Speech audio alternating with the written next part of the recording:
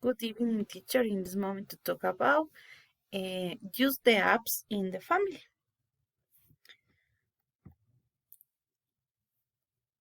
I went to know the apps that my family used to communicate every days.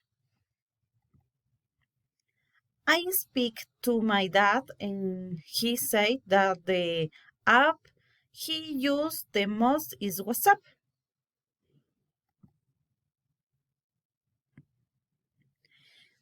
I asked my husband and he said he used Messenger and TikTok to chat with his friends. And finally, I asked my brother and he said he used WhatsApp to chat with his coworkers and the Telegram to chat with his friends. Thank you, teacher.